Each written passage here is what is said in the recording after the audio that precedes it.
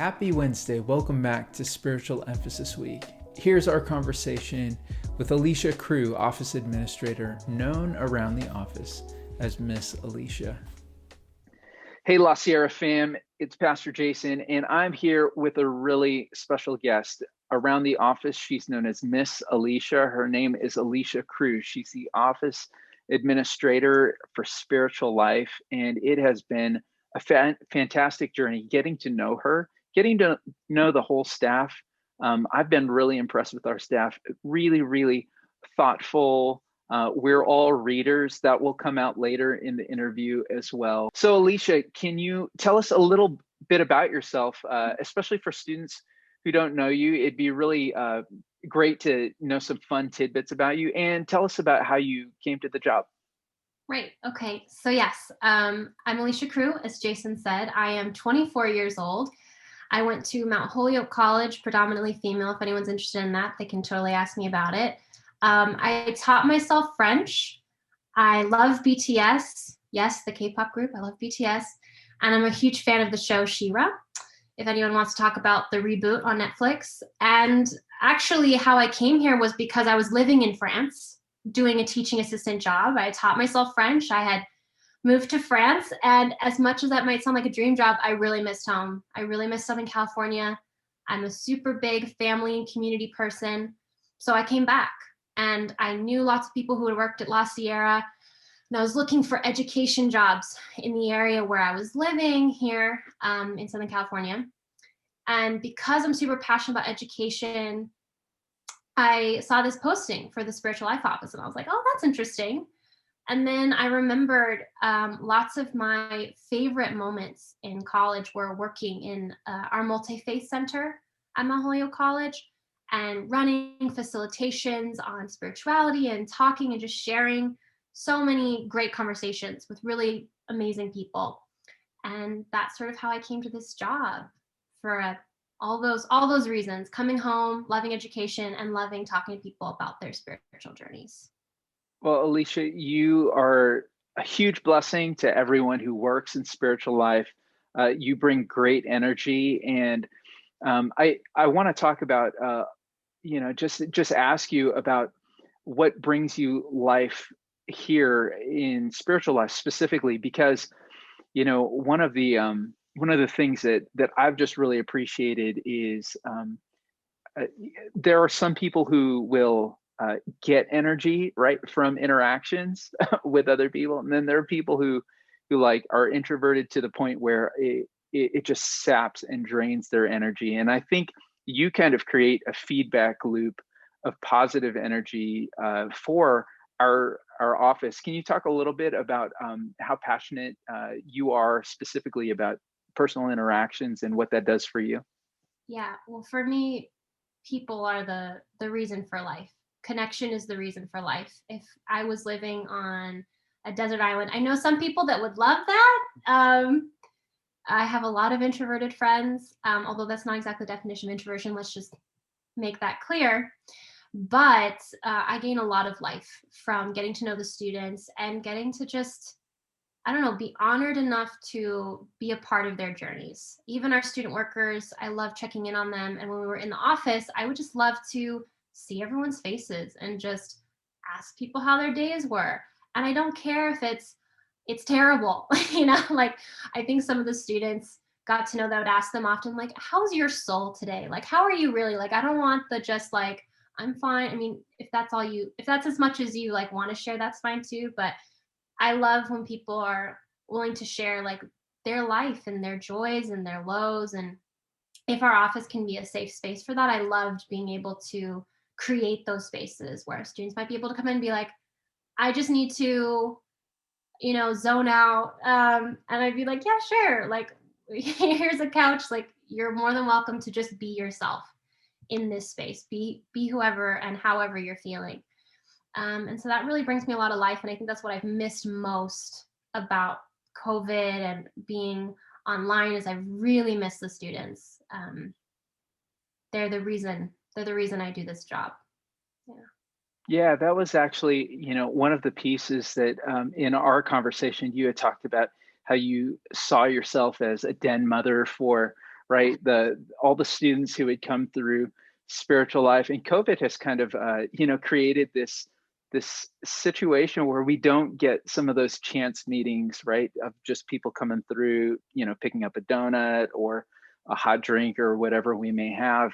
And so that's one key component to what you bring that we've lost in this space, this virtual space. And so, one of the things that we've talked about in our office is this idea of really trying to connect with students.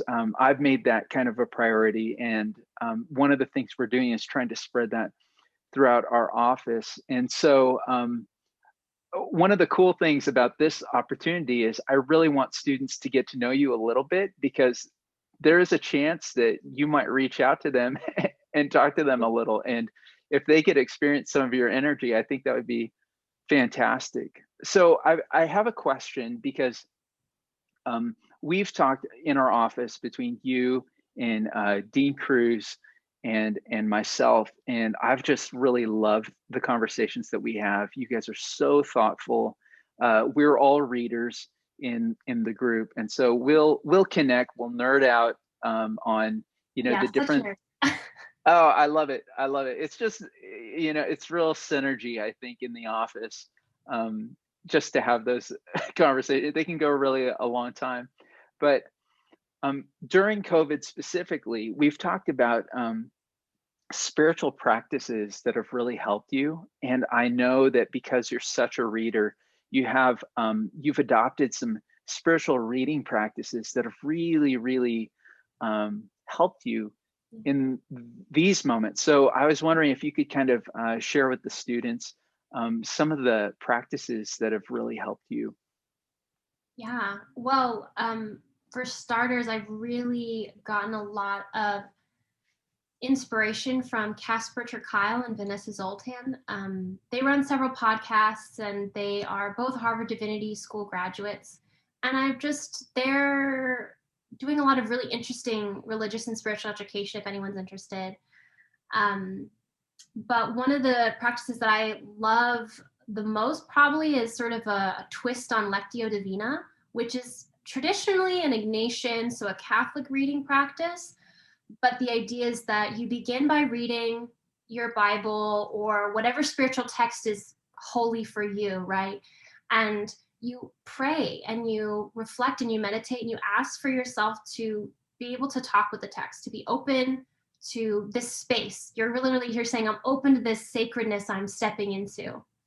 And then you read sort of slowly once, and then you reread whatever little passage you've picked. I know some people might call it a pericope, just however much you want to read. And then you pick out what has stood out to you, and you trust that is coming from the divine, that the divine is nudging you, saying, hey, pay attention to that, pay attention to that. And so I will often journal. I have my journal sort of next to me right here, and I'll write down, okay, this phrase really stuck out to me. This phrase really stuck out to me. And then I'll kind of meditate on why. And then I'll start journaling, and that will create a dialogue of I'm really struggling with this right now, or I feel now called by the text to this, or this reminds me of this other story culturally that we have that I feel is making me think about this conclusion. And so I really just let that conversation happen, either in my journal or just sort of in my head as I'm meditating on the text.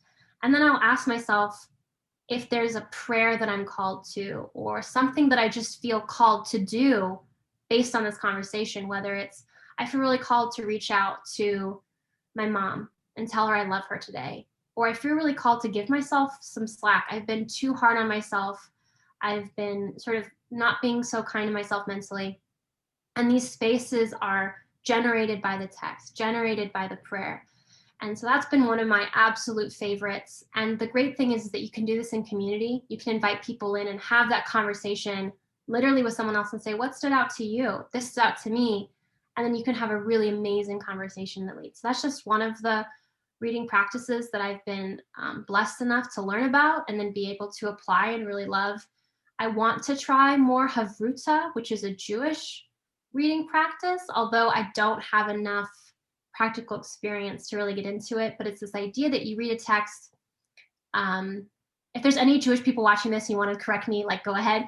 But it's this idea that you read a text, and if you ask a question of the text with your partner, you have to give an answer. So it's not like if you and I were reading a passage in the Bible and we came across this nitty gritty passage, you were like, I don't know, does that seem right to you? I couldn't just put that question on you. I would have to provide a beta answer myself, and then you would build off of my answer. So those are just some things that have really, really helped me in this time. No, I've loved that. I've loved being able to have conversations with you, with Dean Cruz, to be able to talk about these ideas of what's been helpful to us, and your experience has helped me personally already. So I'm sure that there are some who are listening that could benefit from it as well. And it leads me to this last question. We've talked a little bit about the different demographics of people and how spirituality itself is defined and redefined, and how spiritual identities are kind of captured, right? And you have a specific passion for the nuns, the Nones. Yeah. And so, and I love that, because I think, even at an Adventist Christian institution, there are a lot of students in spiritual process, really trying to, graduate from the idea of their parents' faith into whatever their faith is going to be.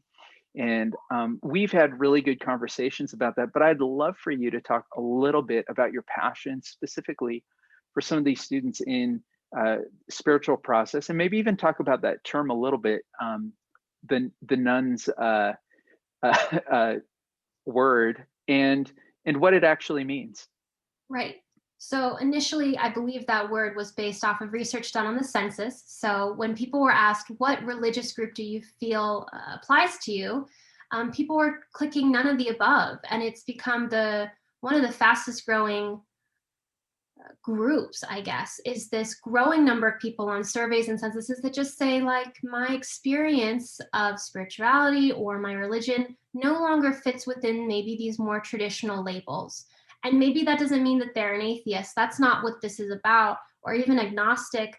This is more, maybe I have a Hindu mom and a Jewish dad, and I don't know where I fit into that. Or maybe for some people, they've been raised in the Adventist church and they feel like they live culturally as an Adventist. They're very deep in the culture, but maybe their ideas of how that faith applies to them is they're not sure if they can claim the title of Adventist anymore because they're not sure how it aligns with previous establishments. Or maybe there are people who are atheist and that's how they define their spiritual journey, or people who feel spiritual but not religious, right? Love looking into horoscopes as a way of finding meaning. Whatever it is, the search for meaning and truth and community and belonging have all become very complicated and mixed and more of a spectrum. And it's this beautiful diversity that's flowering, I think. And I just have a lot of passion for meeting people wherever they're at, and for opening up that conversation of, you don't have to feel like you fit into a box to have religious or spiritual conversations. Like if you walk into our office and you're like, well, I don't read the Bible, or maybe I read a different holy text, or maybe I don't know. I love talking about community. I love, or even I feel a lot of community in my fandom culture, or I feel a lot of community when I go to CrossFit, or I feel a lot of community in my band, but I don't feel religious. Like, that's all welcome to have those conversations, to engage with each other, to connect with each other. And I just have such a passion for meeting people wherever they're at and letting them know that they are engaging in this beautiful spectrum, and they don't have to be a part of a box to be a part of our community. And I think that personally comes from my own personal experience of just being raised, particularly sort of like agnostic by my parents, and having such a wild journey along my own religious spiritual journey, and then going to an Adventist school and learning about Adventism and getting baptized. And then also, once I was baptized, then joining a multi-faith community at my college and being in a space where I just talked a lot with people of various religions, and we would share what does going home mean for you and your beliefs, whatever they are. And we would just share, going home for me personally, is this intersection of a lot of different faiths that I grew up with. And for other people, it meant feeling not at home in their faith, or for other people, it meant coming home to their faith because at college they didn't feel like it's just engaging in wherever people are is a huge passion of mine, and letting people know that I try to be very deeply a very safe space, a very comfortable space to explore all those various identities and names and non-names and whatever. So that is what the nuns mean to me, or that conversation means to me. NONES, not Catholic nuns, but yeah, that's what that means. As always, for those of you who'd like to get in touch, you could email us at spirituallife@lasierra.edu, or you could slide into our DMs on Instagram. See you later.